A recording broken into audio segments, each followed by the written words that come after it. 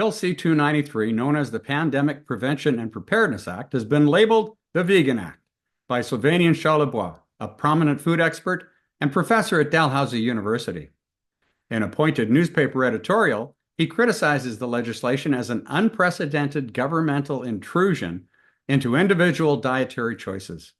Introduced by vegan Liberal MP Nathaniel Erskine Smith, this bill has already passed through the House of Commons and is currently under consideration by the Senate.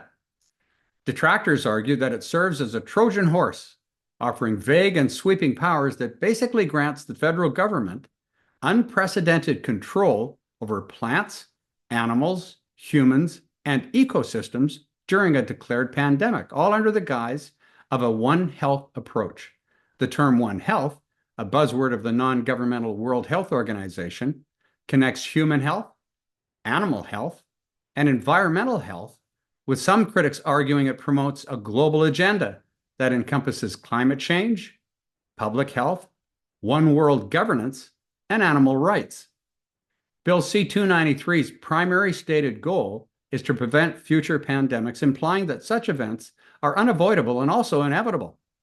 No definition of pandemic is supplied. However, once a pandemic is declared by the World Health Organization, the new legislation would potentially empower the federal government to implement extensive measures aimed at preventing not only an actual pandemic, but also the mere risk of a pandemic. The bill's mandates emphasize ongoing collaboration with provincial governments, which some experts warn is a red flag for jurisdictional conflicts between the federal and provincial governments. According to Professor Charlebois, the legislation could enable public health officials to shut down facilities deemed high risk, such as meatpacking plants, during pandemics, and even mandate that Canadians consume only vegetable proteins, or potentially even insect proteins, as in mandating the eating of bugs. He cautions that the government could disrupt meat supply chains and enforce dietary changes, potentially halting farming practices deemed risky for pandemic outbreaks. Animal rights organization World Animal Protection highlights that the act could help to curb commercial wildlife trade and factory farming to prevent future pandemics. As currently drafted, the bill does indeed grant the government the authority to phase out activities that may pose a pandemic risk and mandate the production of alternative proteins. C-293, as written, would grant the federal government authority to alter land use, regulate food consumption, and create a framework that could significantly impact the agricultural landscape, establishing a government-controlled economy aimed at minimizing any potential risk of a so-called pandemic.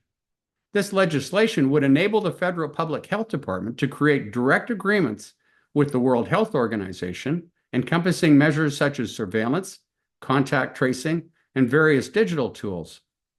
Liberal MP Erskine Smith, defending the bill, states, "We aren't done with COVID." He insists, "We should leave no stone unturned in an effort to prevent the risk of and prepare for future pandemics."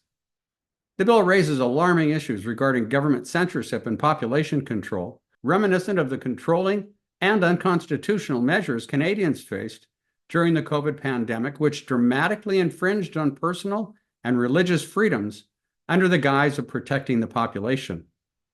We strongly encourage Canadians to reach out to their members of Parliament and senators if they oppose this bill. Your support makes all the difference.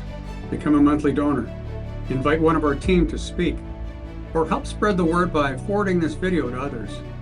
Every action amplifies our impact. Join us.